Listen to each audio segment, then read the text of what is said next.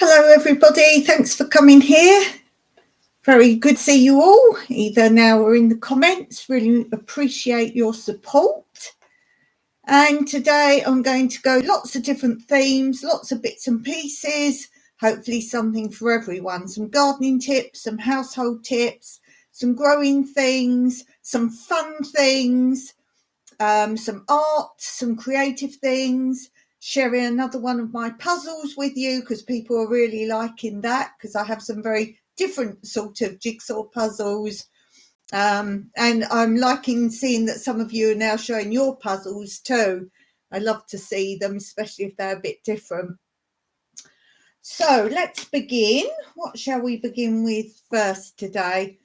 Let's begin with my section of sow, grow and ho ho ho. So let's begin with that one today. And I'm going to talk about growing gooseberries. Hey Blue, how are you doing? How are you doing? How did your little visit go? I hope all was well. So yes, I thought I'd talk about gooseberries. Excellent. Gooseberry growing. Now I'm going to read this. I've talked about it before. It's a series of little thin booklets that Mike got from his mum, and they're from the 70s. And occasionally I read bits out and they are of great help, or different ideas. Some things everyone's already doing and some things are a bit strange. So people have said they like me reading these out because sometimes there's an odd tip or something they've not thought of doing. Okay, great, Blue. So this says about gooseberries. I'm sure you can find these in sort of garage sales and in England car boot sales and those, and charity shops. Maybe you can find them and make up the set. I do have the whole set. So each booklet is mostly about one thing, but some other bits and pieces as well. So it says here, it's got obviously the real name for gooseberries, a hardy deciduous shrub with a useful life of 12 to 20 years. Goodness, I remember my nan had a gooseberry bush in her garden where she used to live, and it was massive. And I remembered it from being really tiny to when she left that house. And yeah, and my childhood memory of gooseberries is if you eat them sour, you never forget it.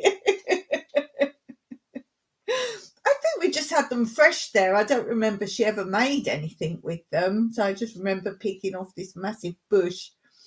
The size 1 metre, 3 inches high, 1.2 to 1.5 metres, 4 to 5 inches wide, or feet wide.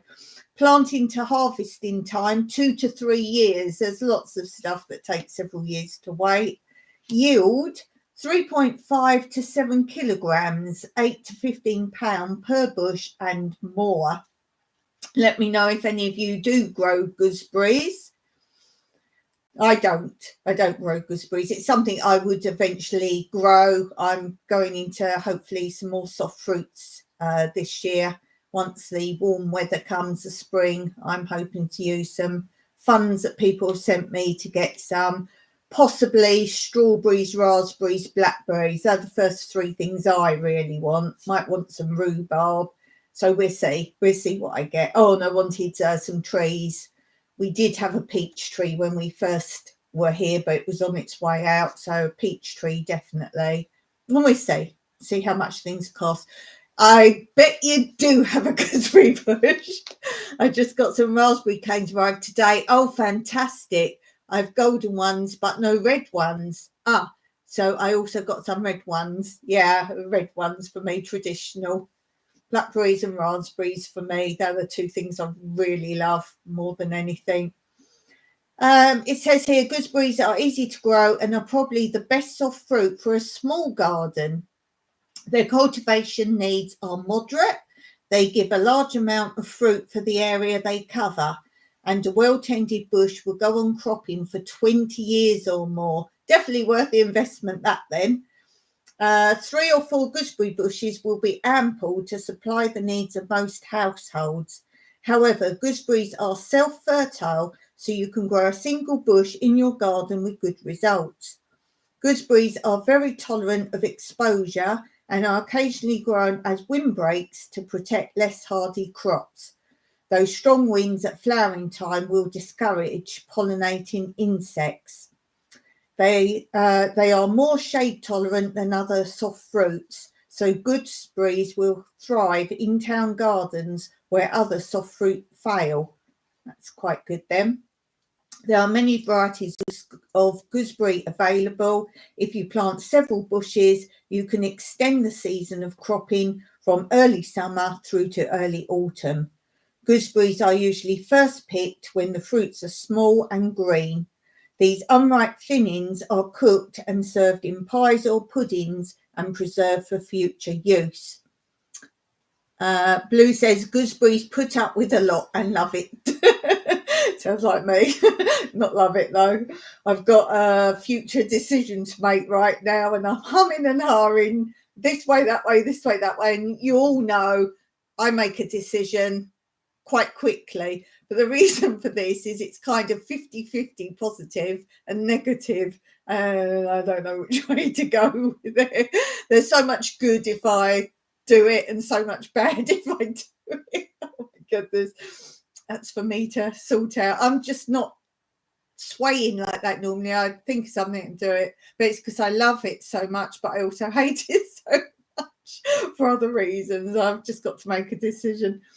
I keep changing my mind, as I say, pluses and minuses, 50-50 right now. So we'll see. Ripe gooseberries are highly valued as a dessert fruit and are delicious when eaten raw. First-class dessert gooseberries are seldom seen in shops, so it would be well worthwhile for the amateur garden to have at least one bush in the garden. Ripe dessert gooseberries can be yellow, white, green, or red. I've not seen red ones. The Worcester berry, a gooseberry hybrid, and not, as often thought, a cross between a gooseberry and a blackcurrant, has fairly small, blue-black, gooseberry-like fruit, and it is cultivated in the same way. Gooseberries are usually grown as spiny shrubs on a single short stem like a tiny tree, although cordons and standards are available. The gooseberry grown as a standard is particularly suitable for planting in pots if you have a paved terrace, courtyard or balcony. They make attractive features and will carry good crops if properly cared for. Blue says, I think mine is a red one. Oh, okay, cool. I'll be looking out for that. Haven't been on your channel for a while. I've been on your little chat ones, your little chit chats, but I need to see garden. Need to see some garden. I haven't seen your garden for a long time. I think you were talking about doing the shed or greenhouse or something. I haven't seen growing for a while. So I will be on there and try and find some up-to-date growy things. I expect you probably haven't done a lot because of Christmas and so forth and doing your vloggy things. But yeah, I need to check out your growing. And then you've got suitable site and soil. The best soil for gooseberries is a well-drained loam containing plenty of potash and nitrogen. Gooseberries, more than other soft fruits, are very particular about soil conditions. Generally, light soils or sandy gravel are not suitable because they lack nutrients and tend to dry out in hot weather. Chalk soils are unsuitable because they heat up in the summer, and gooseberries need a cool, moist root run. Whatever the soil, it must be moisture retentive because the fruit will not swell if moisture is lacking. If the soil is too rich and fertile, however, sappy, weak growth and poor crops will result. Some varieties of gooseberry are more tolerant of difficult soil conditions than others, and then they list some there. Blue says there will be more gardening videos come up very soon. That's what I like to see. And then there's lots more on it. Obviously, I'm not going to read everything. They've got here plant in autumn in a hole about 60 centimetres in diameter. Spread the roots out and replace the soil firmly. Heel around the bush, but do not compact it too much or rain will lie on the surface. And then each year in late winter or early spring, apply sulphate of potash before mulching and rake it in. Mulch annually with well-rotted manure or compost to encourage the formation of the fibrous feeding roots. If birds are a problem, which they probably would be for gooseberries, thread black cotton through the branches in mid-autumn as a deterrent, as long as the birdies don't get caught in them. There's a lot of countries now, Cyprus included, where, tell me if your country does this, where you can actually get fined if you have any netting or fencing that can trap birds or wildlife, as in they get trapped in it. And there's now out here sizes of the holes your fencing must be. I'm talking like when you fence around, say, your homestead, for example, your boundaries, and also if you do fencing round your growing areas and netting. So let me know about that if you have that in your country. And I was telling you about my plastic, the EU regs, and I see England has now said they have to change just their takeaway so far. I think it is takeaway packaging, that kind of thing, by October. Oh, Blue's going. Oh, glitter bombs. Hi there. Blue says, I tend to pick varieties of fruit and veg we can't buy and are expensive to buy. So yeah, I'm pretty sure ours is a red one. Blue says, I wish they did over here, but councils has been putting up netting over trees, but people have complained about it a lot. So it's not done for long if they do it. Cool. Much love, light. Oh, and happiness to you, my squirrel friend. I've had lots of communicado with Mr. Jimmy today. So, yeah. So they got pictures of the pruning.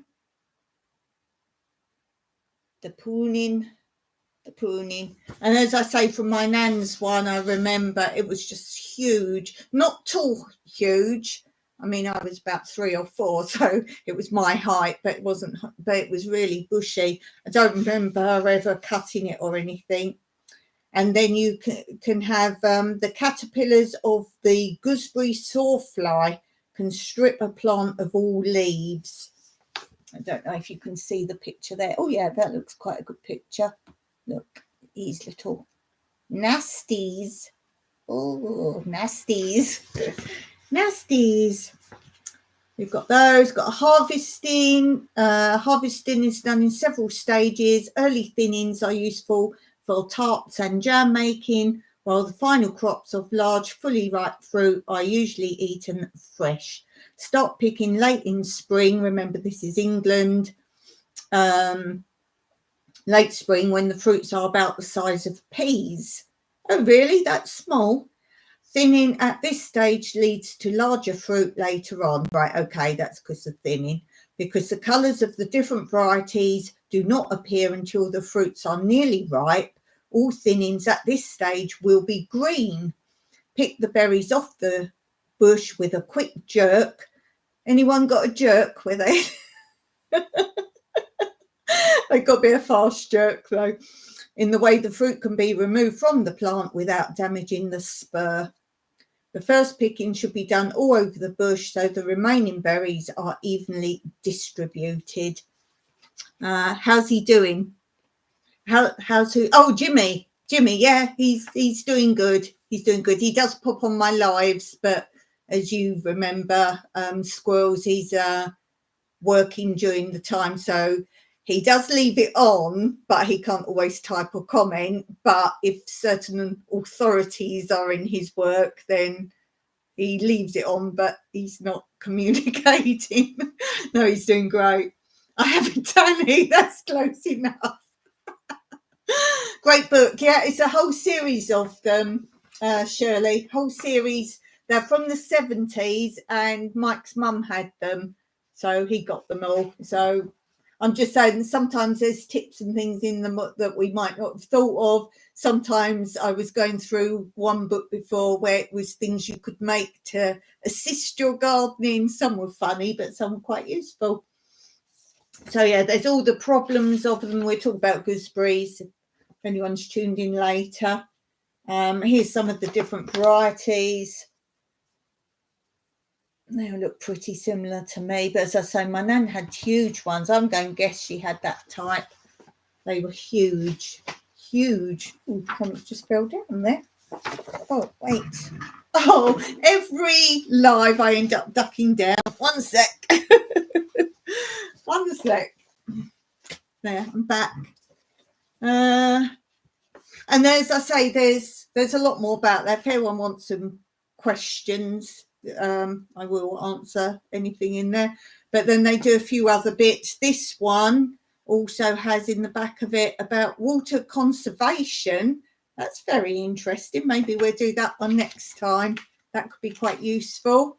Be very interesting. Oh yes, very interesting pictures. We'll do that one next time. That could be quite good. Some funny pictures.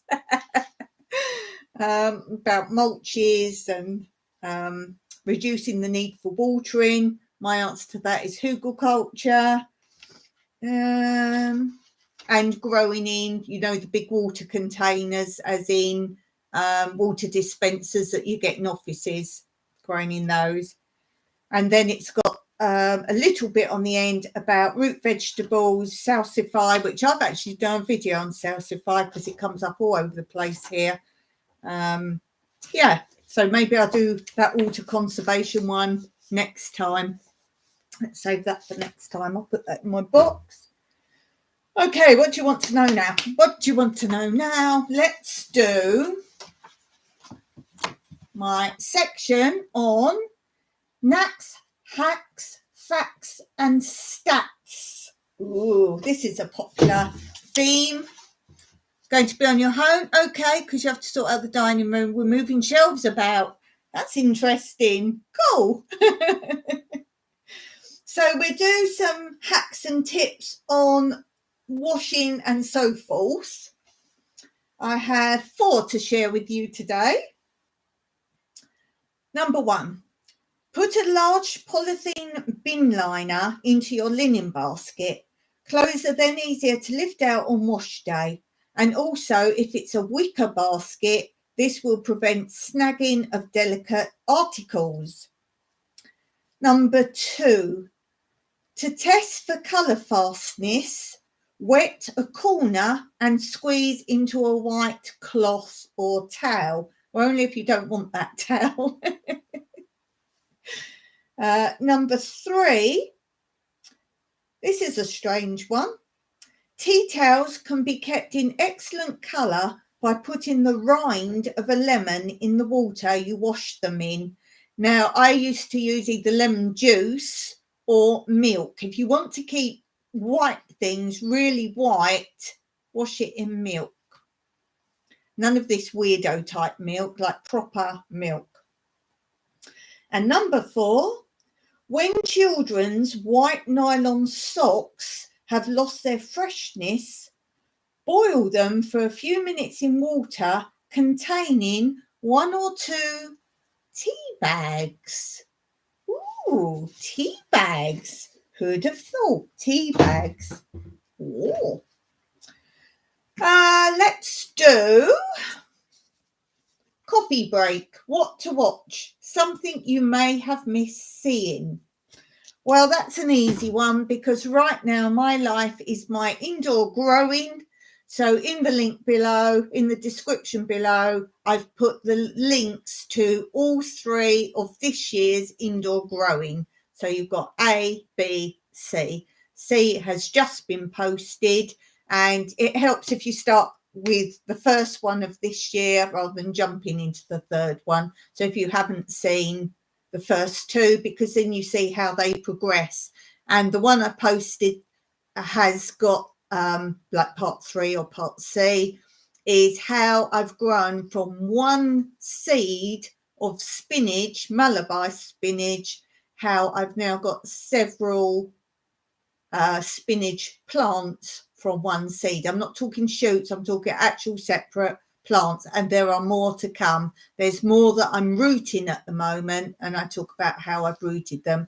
The previous episode also showed how I started to do it, but this one you'll see the progress of them, and they're good. They're kind of that tall now. You could even eat the spinach leaves off of them already. They're not big, but the fresh ones are good.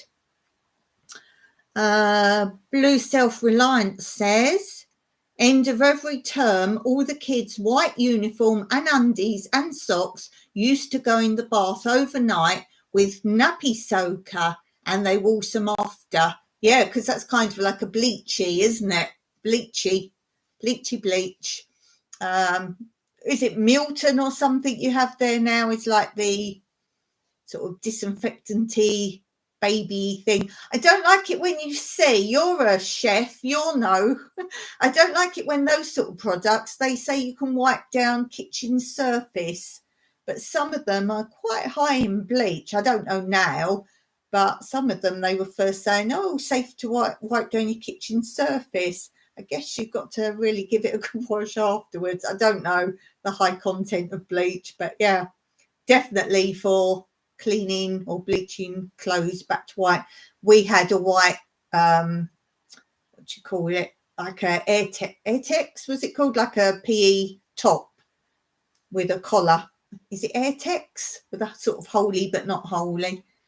Milton is a sterilizer. It used to be used for baby bottles. I never used it. I boiled always. Yeah, my mum was a big boil and whatever. Yeah, boil and disinfectant. Yes. Boil and disinfectant, and wash your hands after you've washed your hands, but don't forget to wash them first. Yeah. Don't touch that, you don't know where it's been. Yeah. That was my life.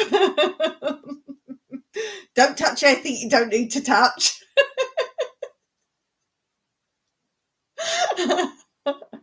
Yeah. Yeah. It's quite funny. Yeah, so let's talk about what I'm growing and doing. So we're going to discover, sort, declutter and organise.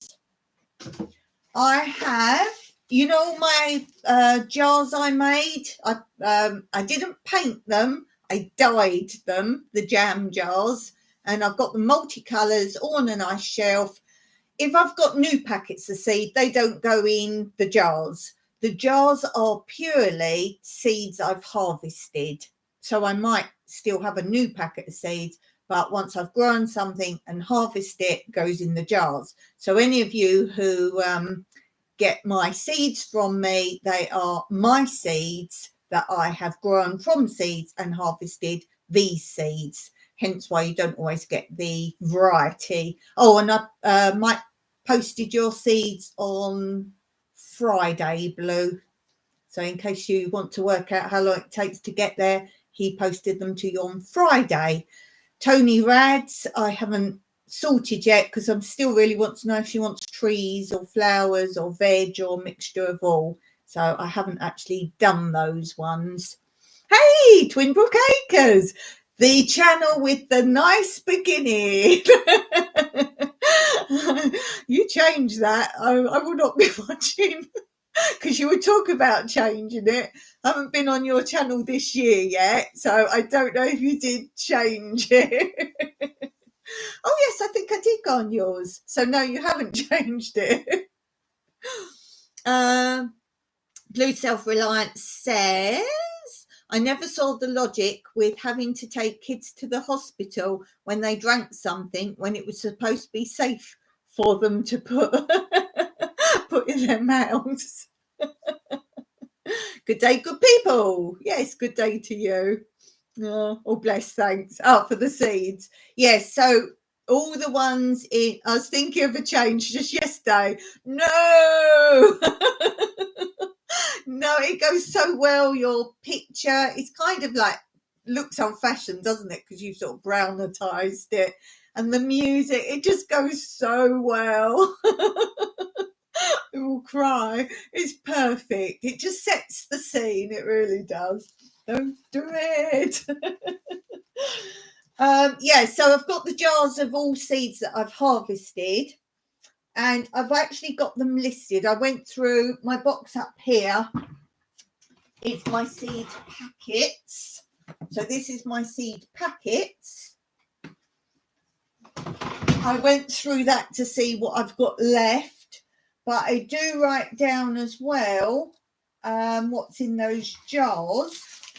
And because I painted all those jars, you know, I like doing charts and things. You're like, oh, no wonder you've got no time in your life. So forget the markings for a minute. This is the top shelf. This is the middle shelf. This is the bottom shelf. And the colours are the colours of the jars. And I wrote what they all are. And what I do is if I use the jar, I actually take the lid off and leave it in its right place. I haven't got to remember where it goes back. And now you'll see markings like 0, 1, stars. The stars mean I have plenty left. But where the lettuce is crossed out, that means there's no seeds in that jar right now. But that doesn't mean I haven't got any lettuce seeds, because I've got new packets in the box I've just showed you. But it lets me know what I've got lots of, what I haven't got lots of, and you can sort of see now. That actually took a long time to go through every jar and see what I've got lots of. So the stars are, I really don't need to harvest any more of those. And this is part of the reason that I did the giveaway, because 0 means there are some, but probably one more lot, and that's it. So 0, I really need more of. 1s, there's enough. All the ticks are enough. Ticks or 1s. Crossed out. But as I say, crossed out doesn't mean I don't have them. It just means that they might be in the box, or to let me know, get on and harvest those. Hey to all you watching, thanks for those thumbs up. Twinbrook Acres said that is a photo of my property from about 1900. Yeah, I love it. I really love it. That's like my perfect place. The look of it. That's where I would be. I think if I was in America, that's the type of home I would love to be in. I've said before in a video, I'm not someone who goes for a particular type of building. They're like old and traditional, but I think it depends on what country you live in as to what that would be. So here, the ultimate house for me would be a stone house, a house made of like the stones. I've always liked farmhouses, so that's what I've got. So that's the second. If I was in France, I would want a farmhouse, a proper farmhouse. I wouldn't want a chateau. I'm not into that sort of loads of room type things. It's a lot to housework. That's my first thought, housework. And stairs, no. So I like bungalows. Yeah, France, I'd have a farmhouse, and I would have a kitchen with freestanding things like dressers and freestanding cabinets. That's what I'd like to do here. I've got a dresser, but we've got built-in that was already here. It's beyond its better days. It's not old, but it was when the kitchen extension was done before we lived here. And you know how they start to go in the corners and the edge of the cupboards. The only good side of it is everything fits in perfectly. So obviously freestanding, you're going to then lose some space. But if I had money, I think I would like to do our kitchen and make it really farmhousey. And we've even talked about putting like a wood burner type thing in there, but one you can cook on top as well. Not a range. I don't want a range. Just I had it in my last house in England, and it was like the fire, and then you could cook on top of it. But it's got to be wood burner. Yeah, so I've been busy sorting out all these. And I've also wrote down how many I've got left of the seed packets and sorting those out. Blue said, I'd much prefer a freestanding kitchen than stupid cupboards. I can't reach them. Yeah, I'm not short, but Mike calls me short because I do go on my tiptoes to go to the upper cupboards. And it can be dangerous, can't it? If you sort of reach, you can reach something, but not well. You have to be on a level. I tend to go more on, stand on a chair. Not that I need to, but as I say, to grab something off can be dangerous. But no, I would love a freestanding kitchen. I don't like galley kitchens. Our one is long, but it's not a galley kitchen, but it's very long. So up this end, we've got the dresser as you come in the front door that isn't the front door. Let's call it a kitchen door. So you come in the door here and my room's here. The dresser's there. You've got the door to the winter lounge there. Then you've got all the kitchen cupboards that side till you get to the back door, which is that way. And then this side is all really low windows. I've talked before about how we don't actually have walls.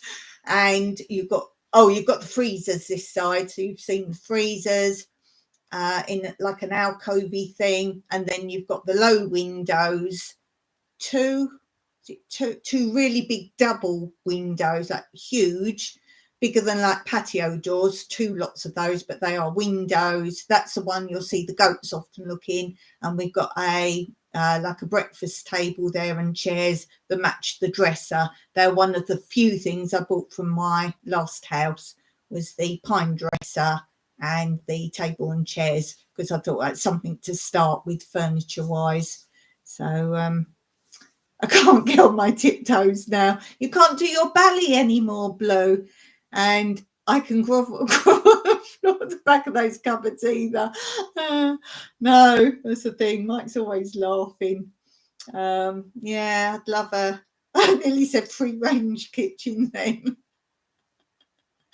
But yeah, that would be my ultimate kitchen. And that's why I say in France, I would definitely want a French farmhouse with like a big kitchen. Not that I cook much, but I like more of a square kitchen, a big square.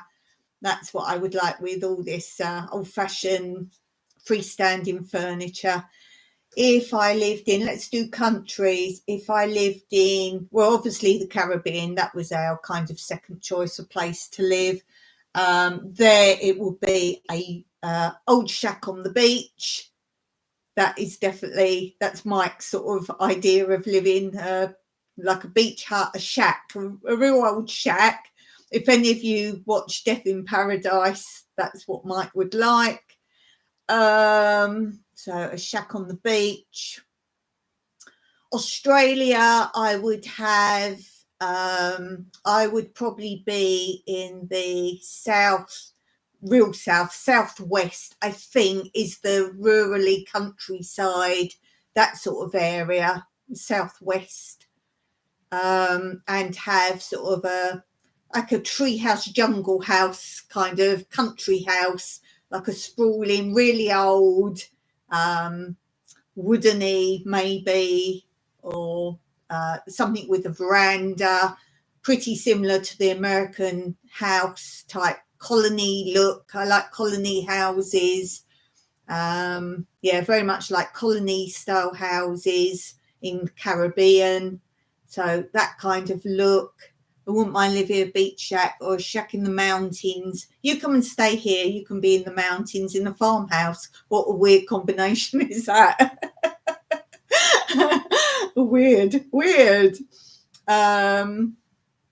Yeah, I'm still waiting to see who will actually be first to come and stay with me out of my YouTube friends. The door is open. Just give me warning. So where else?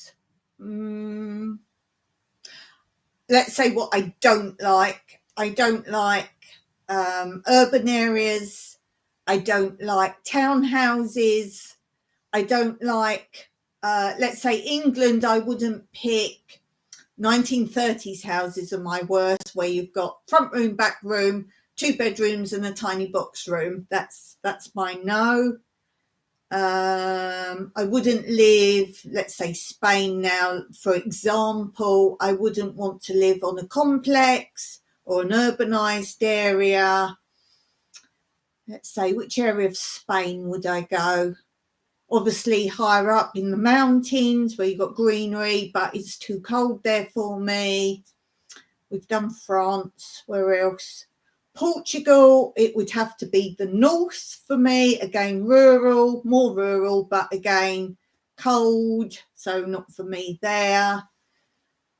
I like quirky. I like to go in a house or a property that is so different from anywhere else. Oh, Mike quite likes courtyards as well, whether it be in the middle of all the houses, of all the house, or a courtyard and then the house. What else? What other countries? Who have I not done? As I say, I like old stone houses. So probably Portugal, it would have to be a stone house, but not a tiny. That's the trouble with the ones here. They are small, like Portugal. So, and you're not allowed here to knock through to another one or something like that. So that's my reason for not a stone house. I wouldn't have a modern house built to look like an old house either. Twinbrook Acres, rural areas for me. You got to come. You got to come. If I could see a neighbour, they would be too close. Yeah, me too. You can see houses around me and farms, but no one lives there. So the only one that did live here when we first came was down towards the sea. You sometimes see another white house. It looks like it's quite near, but it's actually, if you walk down the track, it's actually 3 plots away. And he did live there full time, but he's died, and the inheritors live in England, even though they're Cypriot, and they won't sell it. So it's going to be empty forever. Yay! In our lifetime, because they're much younger than us. They're like early 20s and a bit younger, the inheritance. So they said they never sell it in their lifetime. So yeah, so anything you see around me, there is no one actually living here full time. So I agree with you, and I think once you've lived somewhere like that, you can't go back. You really can't. And for me, I don't want to see other properties as in like that people live there. So totally agree with you. You'd love it here. You go book your trip. And all the walks I do, I've got a playlist of my walks. I think it's called something like Rural Mountainside Walks or something. Every single one of those walks is right here. I don't go off and then film a walk. They are all literally right here. If you go down, you see the sea views. You go one way, you've got the farm and the agricultural bit. You go up, you've got the pine forest and the mountains. So all those walks are literally right here. Wife. Oh, sorry. I must read in the right order. My wife and I are considering buying a motorhome. Once we do, we'll take a ride to your place. Bit hard. From America, would you have to go to Europe? And then from Europe, you can actually get a ferry from Greece to Cyprus. You can actually get a ferry. Takes some time, but if you're interested, I've got the information on how long it takes, how much it costs, blah, blah, blah. Is that the easiest way, particularly in a motorhome? And we've got plenty of parking. There's no one lives here. You can park anywhere. Park anywhere. You can park on the land, off the land, on our driveway, which is, ooh, it's a big bit of land. Yes, definitely. I'd love to have you. I think my dream for the year would be see if I can actually get a YouTuber to come. I mean, not to YouTube, but a friend from YouTube. That would be absolutely fabulous. That is my YouTube dream. Yeah. So, yeah, from America, is that the easiest way you'd come? Would you go to Europe? I'm talking about because you've got a motorhome. I don't know how you even get to anywhere with vehicles from there. I don't know. could you come straight? No, the only way you can get to with a vehicle to Cyprus is via Europe. That's the only way. They did have the ferry years ago before we came here, and I think it was either just after we got here or just before. It's after we came to live here. They stopped it for I don't know why, and it was a shame because you get the backpackers and they go around all Europe, and then they do all the Greek islands. Cyprus isn't a Greek island. I always have to say that it's a separate country, but that is kind of on the route, if you like. We'll probably fly directly. I was joking about driving. It is possible, but as I say, I don't know.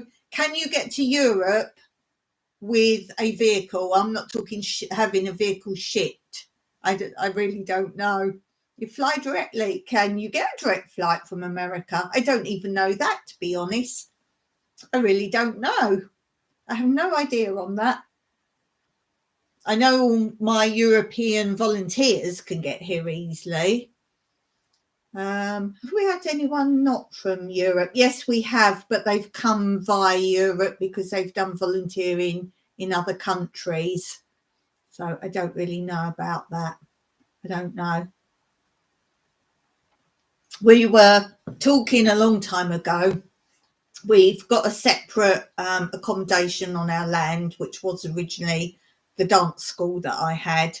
And then we transformed it to accommodation, so you can be separate, have your own area. And we were talking a long time ago about we'd like to have an old-fashioned, like a fairground caravan, that kind of look caravan, not, or you call them trailers, like a really old-fashioned like carnival trailer, caravan, whatever you want to call it. And Mike was going to build one from scratch. And that's still a thought there. And then we thought, oh, it'd be nice to have a old-fashioned Cyprus bus. And I've done a video on my other channel. And if you don't know my other channel, that's linked below. I did a video showing you what the old-fashioned Cyprus buses all look like. And we'd like to get hold of one of those because it hasn't got to be able to move. It's for additional accommodation.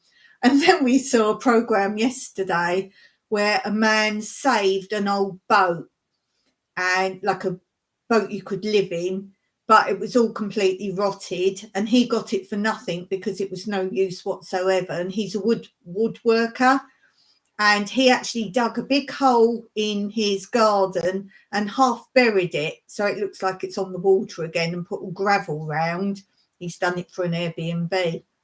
And we said, oh, what about an old boat? They're easy to get here, an old boat. And then I said to him, yeah, but we're kind of a countryside, if you like, our garden, like trees and pine trees and that. I said, I don't think that would look quite right somehow. Twinbrook Acres says there's no way to drive it. The vehicle would have to be shipped. Right. Yeah. Do you feel a bit cut off in that respect? But then you've got the whole of your country to drive around. Oh dear. Yeah, I've always wanted to live on an island. Every holiday I took, I like to go to an island. I just like that smallness. So, but that's the downside of it. You can't go and explore elsewhere. But then I don't have a passport anymore, so I couldn't go anywhere else anyway. So that's why you'll have to come to me. Have to come to me because I can't come to you, and I'd love to. And as I say, there's not really YouTubers in Cyprus, and can't do like those meet up things, and there's not homesteaders as such. Anyone who's got land is either selling it as like a business, or it really is just family. Kind of, if you've got a big family and they've all got a bit of land, they all grow. One will grow potatoes, one will grow other vegetables. Example, maybe one's got the goats or sheep and they'd make the cheese, and they all just sort of bring, on the Sunday they all come together and bring the produce. So there isn't homesteading. People don't really know what I'm doing. Why I'm growing so much stuff. There's just two of us, but I do share with community and friends as well. So Yeah, so I'm a bit of a weird person. And because I do hugel culture, which is all the grass and things piled up and the straw and everything. Because I've got a really long run. I've got, I don't know, about 30 or 28 or something in a long row. I must admit, there's certain times of the season it looks like they're graves. And when the farmers drive by, they're like, "Ooh." And then suddenly there's things growing. They're like, oh. I met a woman from Britain many years ago. She was visiting the US. She thought she could drive cross country in several hours. She was shocked at the size of the country. Oh my goodness. Do you actually know the length of time it would take? Oh, I say length of the time, how long it would take. I know people do it, don't they? They like go coast to coast. Oh my goodness. That's very silly because you couldn't even drive from the bottom of England up to the top of Scotland. Oh, silly. You could, I'm talking about our part of Cyprus, not going over the border, because we've got a long tip. I must do a Cyprus flag up here, actually. I've got a picture. I got a picture. Oh yeah, hold on. I've got a picture of Cyprus here. Right, Dawn lives about here somewhere. About here. Ooh, did you know that Dawn lives here? Then you've got the border here, which we won't talk about. It goes across here. To go from there to across here, you could do in a day. It would be a long day. You'd have to start early and you get back really late at night. You could do it. You wouldn't have time to do anything doing such. We often go to about here, and for me that's enough in a day. So we often go from here to here because Mike's other property's over here. The one he rents out. So occasionally we go over that far. That to me is enough for a day with time to have lunch and do things and not have to go really early and back at night. So that gives you a bit of an idea. The furthest I've been, probably over here somewhere, is the furthest I've ever been. And that is a long journey for me, too long. We go to Nicosia, the capital, or Lefkosia, which is this region here. We used to go maybe once, twice a year because that's the capital, and that's your big shops, as in absolutely everything. Not that I buy brands, but all your brand names. Although you can go this way, there's like malls and things here, and there's a small mall here. Yeah. So that's really the size of Cyprus. This is our Cyprus flag. It's a white flag.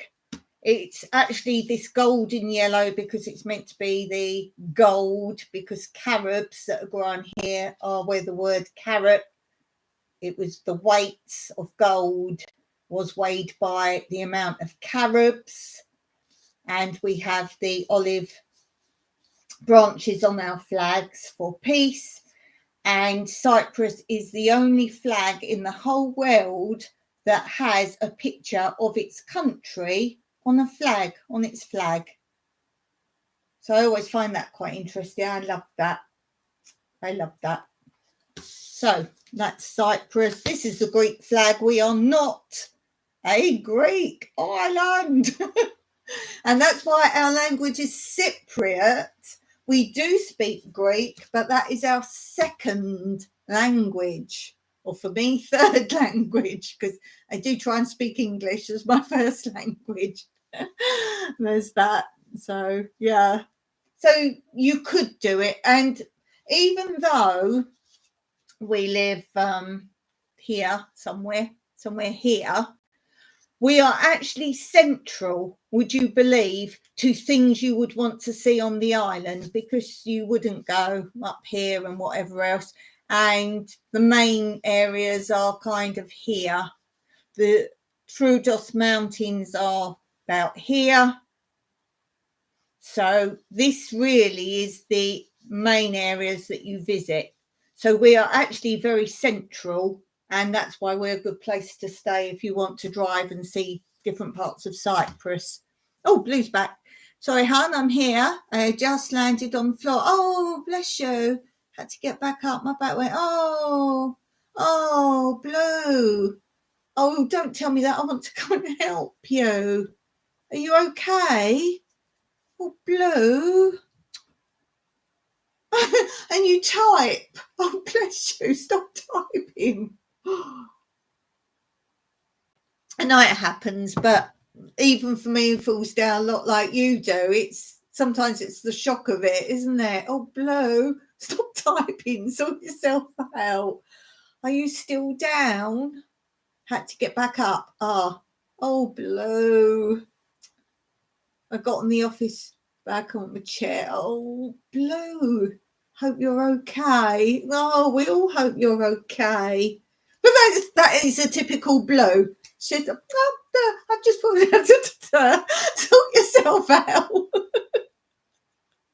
Sort yourself out. Blue. Honestly. Yeah, I got a big bum up bounce. You're like me, you just gotta laugh sometimes. You go, you would cry. You would just cry. You just cry. Oh, Blue. Hun. Honestly, I just want to be there and help you. I want to be there. I want to come and help you sort your house out. I do have to, otherwise what's the point? Yeah, exactly. I don't like people who are doom and gloom. It's like, well, fine, dwell in that. I know some people can't help it, but, you know, as you say, what's the point? Make each day count for something. I was doing a bit of cross stitch today, because I like to show my progress on Wednesdays of my cross stitch or whatever project I'm doing. And I did some today because I normally do it the weekend. Dawn's been out socialising. Dawn's been socialising all weekend. I'll tell you about that on Wednesday. Oh, really good. Yeah, I'll tell you what I did. And so I thought, I've got to do a little bit today. And I'm doing my name on the top of the apron. And had one letter done. So I said to my, I've got to do at least one more letter. I've got to show progress.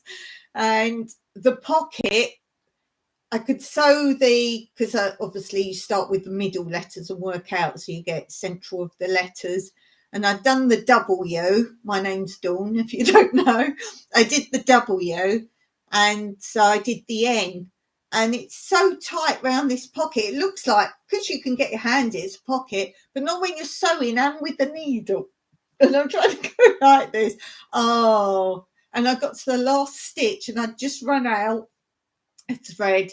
So I had to like thread all up just to do one more stitch and catch all the other bits within it.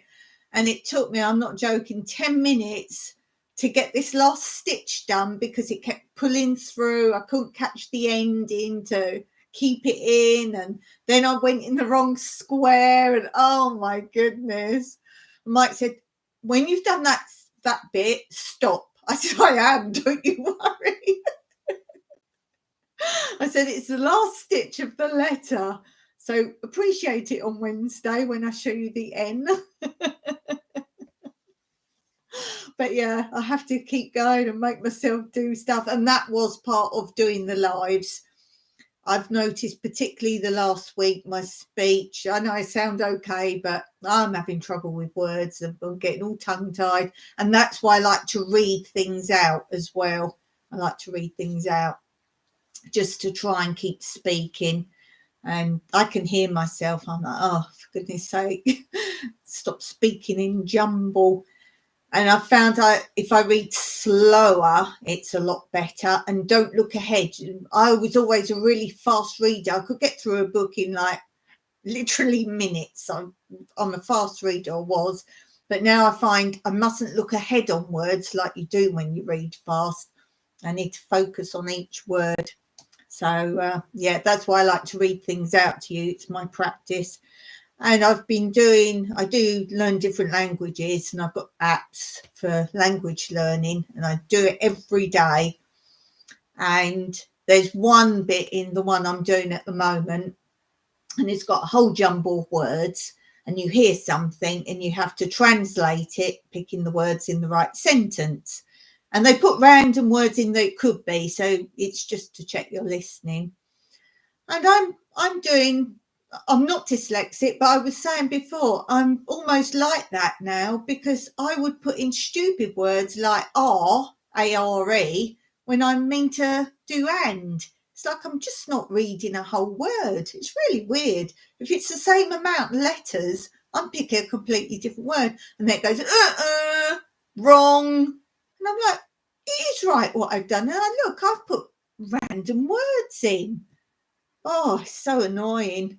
Need to take a phone call. Cool.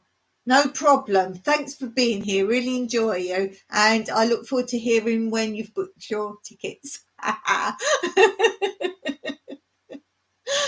Oh, thanks for being here. Really appreciated.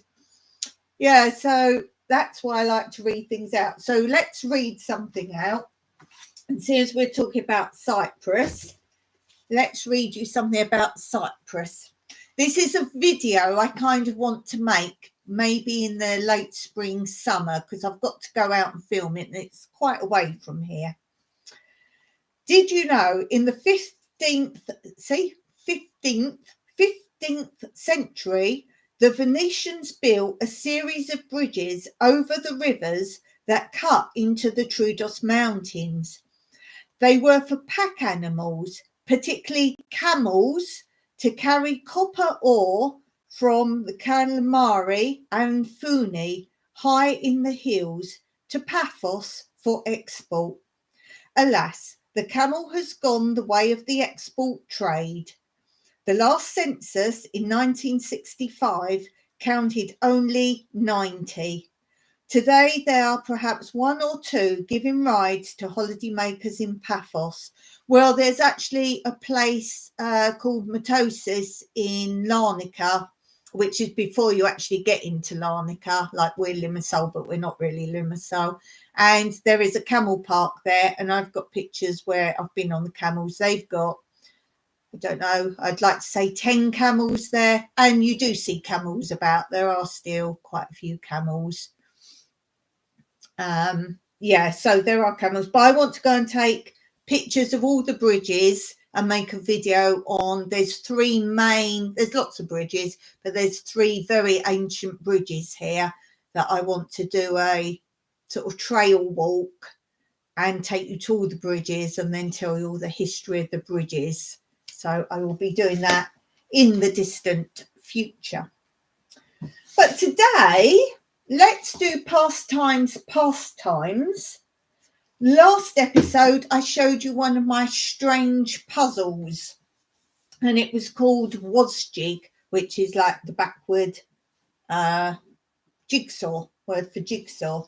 And it was one where it was an airport, and you had to look from the perspective, the puzzle, of a man in the distance, what he could see. So the back of what's at the forefront of the picture and beyond. So some of the puzzle you can work out, it's the backs of what he can see that you can see the fronts of, but also what's beyond there.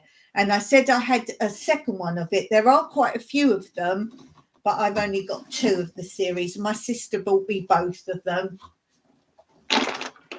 So this is the one this time. As you can see, there's a lot going on. And if you're in England, it's taking off the Antiques Roadshow plus another Antiques programme. So you might realise who this is supposed to be. And there's a lot going on there. I'll read it to you and then I'll show you it. It says, have you got eyes in the back of your head? Stop, hold fire. That's a careless place to drop a match. The vase is in serious danger, but surely the cannonball won't damage anything else, or will it? So if you see the picture, here's a cannonball. Whoop, and it's going towards the vase. Oh no. The picture you see on the box lid is not the puzzle picture. It is simply a clue to what the puzzle picture is. Look into this scene entitled Antiques Hunt and imagine you're the lady waiting in the queue. Where's the lady waiting in the queue? Where's the queue? Interesting. Where's the queue? Lady waiting in the queue. Oh, maybe her? Maybe her. Maybe. Oh, yes. Well, they've shown you who she is here. So her. Right. Imagine you're the lady waiting in the queue. What can she see beyond and including the antiques experts? This is the view you have to complete. The last clue, and we hope we aren't making it too easy, shows in silhouette some parts of the puzzle. If you use this as your starting point, it should help you complete this puzzle. So they've given you this as a silhouette to get your bearings of where things are. So that's the lady. What can she see? So here she is again. So you've got to remember, she's seeing the back of all the things that we can see. So none of this is in the puzzle.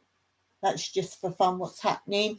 So everything she can see, so everything from her forward. So the backs of all these, and then there could be more when my hand is in front. So I like that. I like puzzles that are different to your normal puzzle. And I'll share some more strange puzzles I had. I told you I was doing round puzzles. I did one and I filmed it. I've got it on my other channel, filming it in time lapse. Yeah, it's one of those puzzles you look at the picture and there's lots of funny things happening as well. Antiques Highway. Yeah, there's people dropping down here, balloon. Peacocks running away. Oh, that's the match. Yeah, I see it now. So he's just lit his cigar. He's tossing the match. The match has lit the cannon. The cannon's coming and it might break. What does that label say on there?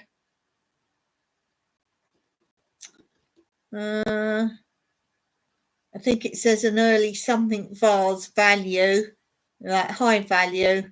It's got the date on it, which I can't really read. PTO. PTO. Yeah, so there's lots of funny things. That looks like an Egyptian mummy coming out the wardrobe. Oh no, it's a person in the wardrobe changing his clothes. Person changing his clothes in the wardrobe. What else can I say?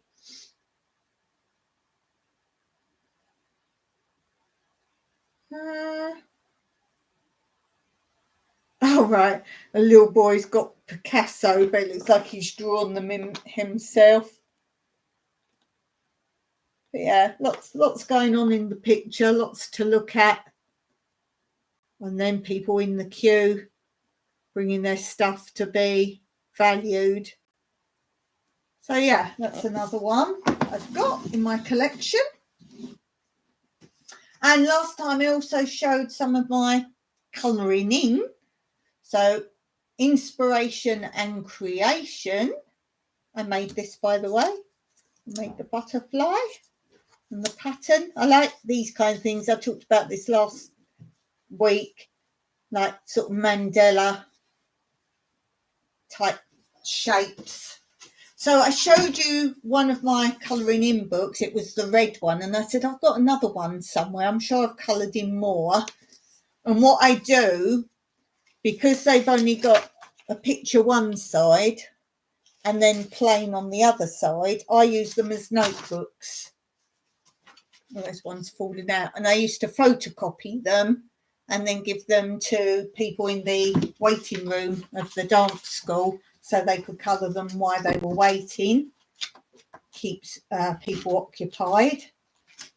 I won't show you them all because obviously there's too many, but these were liked last time. And I was saying I like colouring in when there's small areas. I don't like sort of bigger areas. I like very intricate colouring in. And then, as I say, I'm just using it as a colouring in book, but using it as a notebook. The other one I've used as a notebook. This one I haven't yet. And I was saying before, if you coloured in, would you make them all the same, all totally different, or would you make a pattern out of it? I used to have colouring books like those when I was a kid. Loved them. I do. I've got a bit about pattern. That's quite nice. Quite like that. It's good for my hand-eye coordination because things aren't where I see them. It's actually quite a feat for me to colouring in the lines. I feel like about 3, but it's quite a feat for me to colour within lines. So it's just good practice for me to adjust my brain to think where things are and where they aren't. Oh, here's one I've done. That's a bit of a mess. See, I can't draw straight lines either, so sometimes it's good for me to practice tracing over things as well. People love to come for me. People would love to come to me for physiotherapy. I have fun things. I do fun things. Yeah, there's no I'm supposed to exercise, but there's none of that sort of. Oh, you like this one? Oh, you like this one? Ooh, pretty. Pretty. There's that. Hey, Tony! Drop by to say hello, my friend. I'm off to check in my receipts in inbox dollars. I don't know what that means. I love your party wall behind you. Oh, thanks. Have a great day. Nice to see you. Lovely to see. Tony, I want to know if you want tree seeds, vegetable seeds, flower seeds, or everything, a bit of everything. Because I don't want to send you like tree seeds if you don't want trees. So if you can give me a little indication on that. Trees, flowers, I haven't got a lot of flowers. Trees, flowers, vegetables, or a bit of everything. Let me know, and then I can sort the seeds out for you and send them to you. There we go. There's that. Fancy. Oh, this one's better. Oh, I like this one. Because look, there's lots of smally bits. Lots of small bits. Shame I don't have a photocopier because I could have photocopied you some and sent you them. You like that one? Yeah, I like smallies. That you could, yeah, so, would you do circles or quarters or would you do some of one thing, some of something else? That's what I like doing, arranging, like making a plan, a design. Oh, I think I like this one. Quite like that one. That could be fun. That could be fun. Used to annoy me as a child if you got a set of like from an aunt or something, felt tip pens, and then half of them didn't work very well. Ah, now see, scheme went on here. That's quite good. Look, going through the different changes of colour. Oh, I quite like that. That would make nice wallpaper. Oh, that's good. The star one would make a nice quilt design. Yes, it would. Yes, it would. You might like this one then. That would make a nice quilt as well. Look. Nice bedding, that one. That'll be bedding. Bedding. I'm not going to go through all of them. There's too many. Oh, this one looks interesting. Yeah, that's a good mixture. I'd draw something, I think, in each one of those big spaces. Need to get back into that. That one's not interesting. Oh, this one's a bit... Look, that one's good. I like that one. That one's pretty cool. I want to make a crazy quilt for the bed. Go on Tony Rad's channel. She's making a really interesting rug. She's making a very interesting rug. Oh, you like this one, Blue? This one's coloured in. Look at that. I like that. Oh, I like that very much. That's my favourite one so far. Yeah, that's nice. You need sunglasses. That one. Not into squares so much. I do like it though. Yes, I like that one. Don't like that one. Ooh, this one. I like this because I did some paintings where I tried to only use 1 or 2 colours. Look, that one's cool. That is pretty cool, that one. I like that one. Different.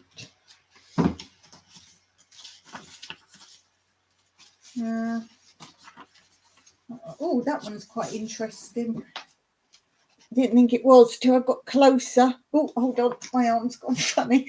I was at a funny angle there. Yeah, the middle bit I like. I like the middle bit. Like that. I'm doing an all pink embroidery painting at the moment. Oh, that sounds interesting. Are we going to have are we going to get to see that? You should do. Are you doing that? Film the stages. I always find that interesting. That's why guys go funky.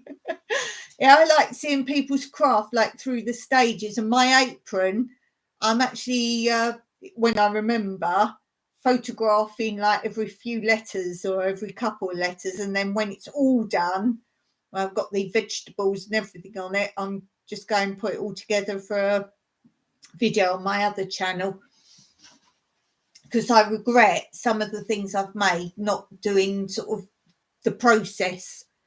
Maybe I was streaming it on Twitch. I do have an Instagram with pictures of different stages of it. That's no good to me on Instagram. Have to YouTube it. That one's quite pretty. That could be quite nice. Very nice. It's always interesting how people see the patterns, whether you see that as like the wispy sort of triangle shapes with stars in, or whether you see sort of a 2, 4, 6, the 6-sided shape with 6 stars in. I see the 6-sided shape with the 6 stars in.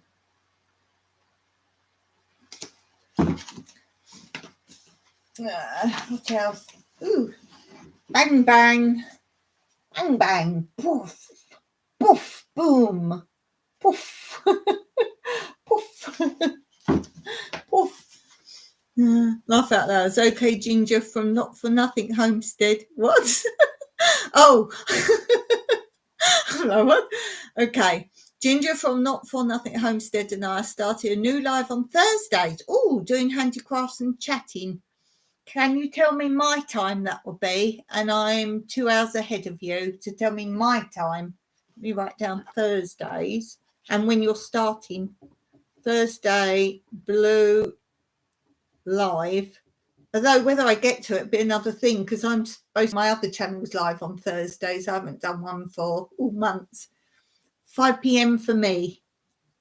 5 p.m. Oh, that's not a bad time. That's not too bad, because I could be with you for an hour before my tea.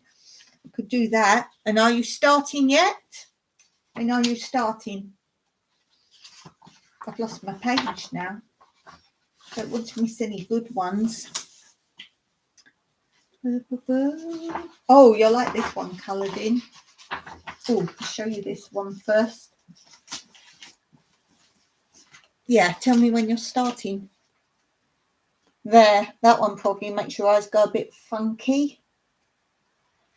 That's a bit strange, that one.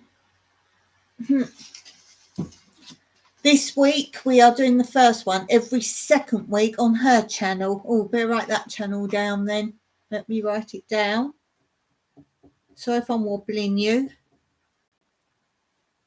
Not for nothing. Cathaloo. Homestead.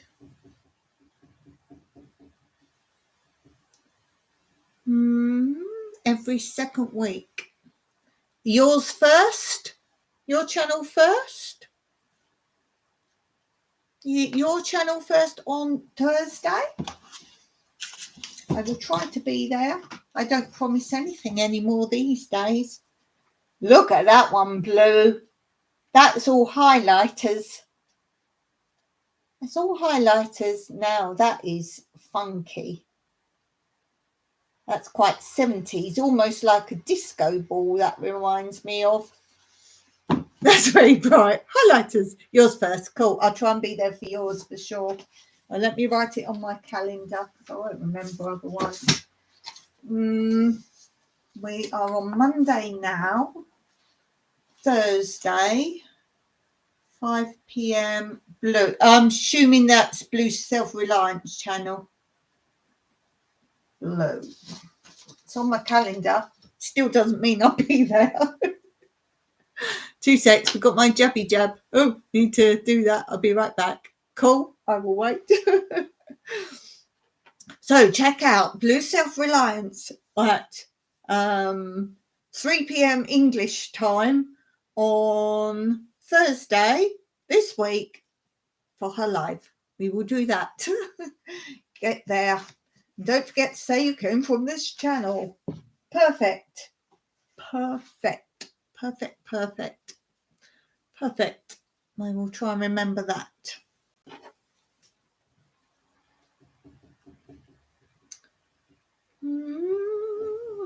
I should do a colouring in while I'm doing my live. That would be quite fun. Check out Tony Rad, who was on, and Twinbrook Acres as well. Yeah, I should do a colouring in while I'm doing the live, and then by the end of the live, I show it. We could all do that. We could all get a picture to colour. If you haven't got picture colour, you can just draw a pattern. Anyone can draw a pattern, and then we should all do them, and then at the end we have to post them on our community post to show what we've done. That would be really cool. Let's see if we can find another nice one. Let's flick through because time is getting on. Time is getting on. Oh, here's a nice one. Look at that. Now, I remember doing something like that at school with the string. I don't know what it's called. You guys probably know it, where you had nails along one side and the other side. Sometimes you can have it on the other side, and then you loop string across in different ways, and it makes patterns. And at school, we had coloured elastic bands, and you would loop the elastic bands and make different patterns. Oh, what's that called? Wonder if anyone knows the name of that. Oh, it's some art, and you can make pictures or patterns. Oh, yeah. So you had like, you could follow patterns, and they'd have, say, number 1, 2, 3, 4, 5, 6, like along there. And then like a diagram, 1, 2, 3, 4, 5, 6, and then you loop, say, 1 to 2, 2 to 3, 3 to 4, 4 to 5.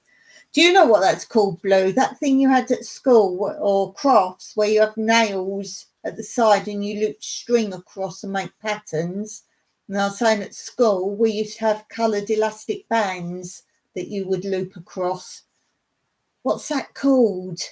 Oh, I'd love to do some of that. Or pins. I think some people have material and they put pins in at intervals, and pins here. And then you do threads across and make patterns. Can't remember the name. No. Nail art. Oh, I'd love to do some of that. Mike could do me a little board. I've got threads. I've got some gold, like some gold type thread. Oh, nail art. Let's call it nail art. That's good. Okay, time's getting on, so I need to get through some more ones I've actually done. Again, look, sticking with just a few colours and shades. Don't look too closely at the bad colouring in, but you get the gist. And at school, I used to like to outline everything in black. Everything I drew, I always had to outline black. It really like popped then. Oh, there's this one. Ooh. We had one like this in the last episode, and I said, is it that you're looking into the distant dot, or is that distant dot actually coming out towards you? How is your perspective? Yeah. Oh, here's one. Oh, there's one I've done. Just gone past one. Let's find the ones I've actually done. There. Oh, mustn't do it that way. That kills my arm. There.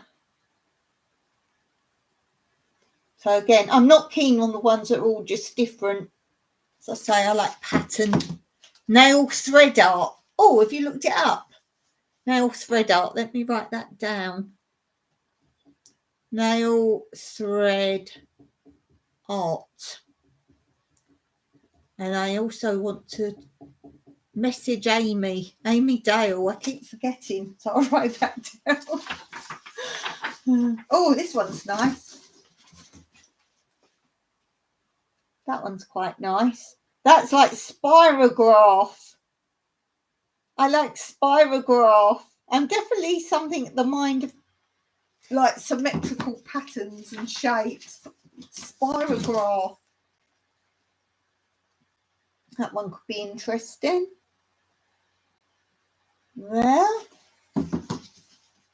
String art. I'm going to write that now. String art. Yeah. I'm sure Mike could rig that up for me.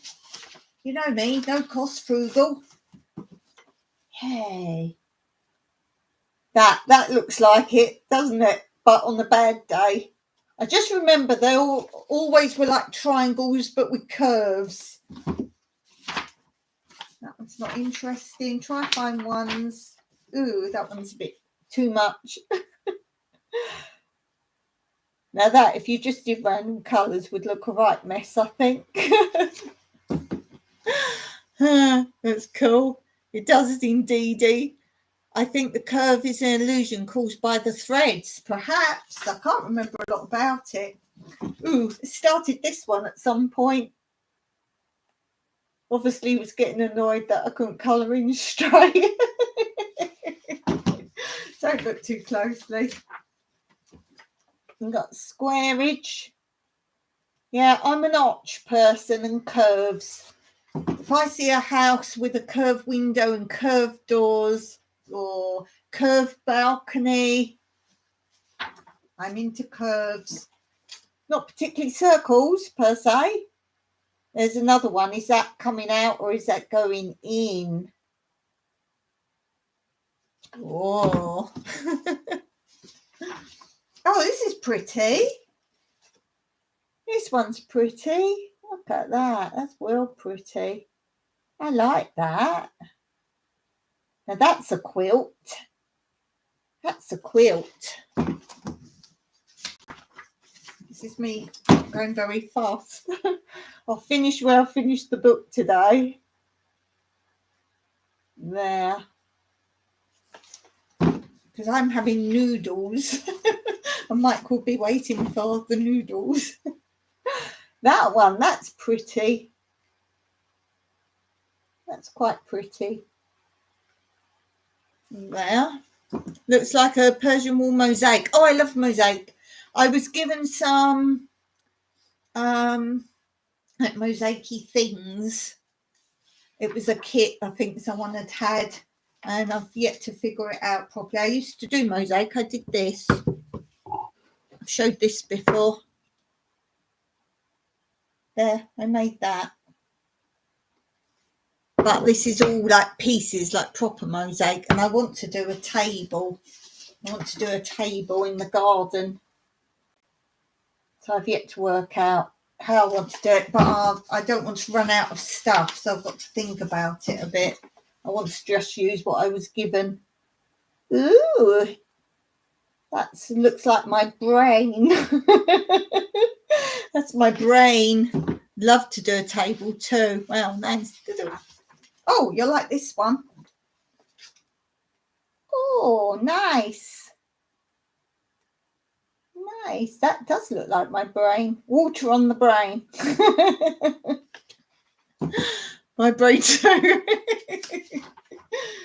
Ew, skirkles. I really am jumping through the pages. Oh, that's like that one with an extra bit round the edge. There. Oh, oh, as your brain leak out your ears. Oh, this one might send you loopy. Ooh. Was you on when I was talking about my friend Amy Dale from the Dale tribe? She had a colouring book like this, and it was literally circles like that. But I think there must have been little lines randomly within each of these circles, because she was colouring it, and you could just see that from like what she was colouring.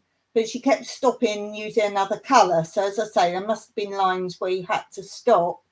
And the whole book was like that. But each picture, when you finished colouring it, was different, because it sort of revealed a picture, and it was all villains, and it was like the one she was doing ended up being the big bad wolf out of the Three Little Pigs. So that's why I want to contact her, because if it's Amazon, I can't get it. But you might like that, Blue. I'll find out from her where she got the book from. As I say, it's all just circles like that, but there must have been little like lines randomly around, and she kept having to change colour. So I don't know how they told her what colour she had to do. And you'd like it. If you like colouring, I think you'd love it. It looks really good. Probably very expensive, the book. It's only quite a thin book. There, it's pretty. It's just a bit more random. Oh, this one you'll like. They're definitely better when they're coloured, some of them. That's very pretty. I've got these in England, Blue. £2.99. I forget the name of the shop. It was a sort of art shop, but it's more like random, like stickers and that kind of shop. Yes. Oh, this one's pretty. This is pretty. Look, I've made that one pretty. Reminds me of like a lollipop or something, that one. The Works, yes, I think it might have been The Works. Yes, very good. You're so smart. I think it was something like The Works. Yes, definitely. Not so interesting. More like a stained glass window, that one, I think. Really. Oh, this one's random. That one. I like that one. Have fun with that one. Very nice. Very nice. And that one. As I say, I used to photocopy them. Oh, wow. Okay. Interesting. I go there a lot for supplies, but I also go to school supplies places for bigger bottles. Cool. Yeah, that one's a bit random. See here, if there's big gap, I don't like it. I have to do something in the big gap. Random. That one. I'm speeding up now. Oh, nice. Nice. Look at that one. Wow, and that's what I like to do. Little bits, lots of little bits. That is a good one for colouring. They're jumping through some now because there's lots. I like the way there's no repeats in here either. I don't think there is. I've not noticed there are any repeats. Oh, this one. Ooh.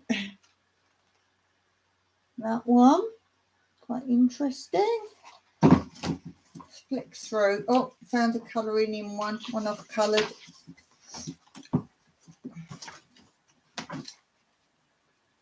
That one. That's rather nice, isn't it?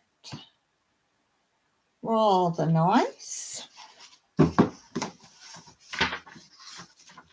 Flick through. Find ones I've done. Oh, that one's nice. I haven't done it. I've got a marker in there, so it must be a good one to do. There. That's rather nice. Yes, I think I've marked ones to do. Let's flick through. Oh, that one I've started. Ooh, rainbow. Yes, it is. Look, I've done the order of the rainbow. Red, orange, yellow, green, blue, so forth. Nice. Baker Ross is who I go to. I don't know Baker Ross for bigger stuff and making art and craft packs for kids to sell at events. Oh, that's lovely. Oh, I love craft and art and just like buying. You know, I love stationery. I love stationery. Yeah, I love stationery. Yeah, I don't think there's any repeats in here. Oh, here's one I've done. I like this one. Oh, look at that one. I think sometimes just a couple colours really works. Oh, that's nice. We had one similar to that. Any more I've done? Oh, here's one. Oh, this was happening. Oh, look at that one. Oh, I do like using felt tip pens, but if they run out, it's so annoying. And if you colour big areas. But that's sharper. Wow, nice. Have I done any more? Just flicking through. Any more done? Ooh, that one's pretty. Not done, but pretty. Look at that. That one could be really super. Definitely the smaller area. I think they look really wow. Here's one I've done. Nice. I guess you could make them into cards, but as I say, I'm using it as a notebook. So they all stay intact. That one, 2 colour. Nice. Nicey nice. Any more done? Oh, this one started.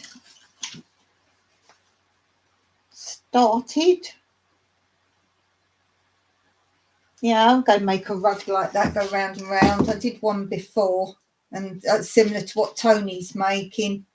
She's joined all rags, sold clothes together, cutting long strips. She's making a rug.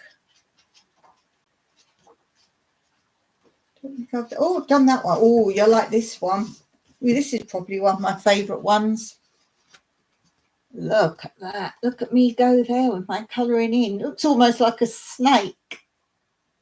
Snake going through because it's got the triangles.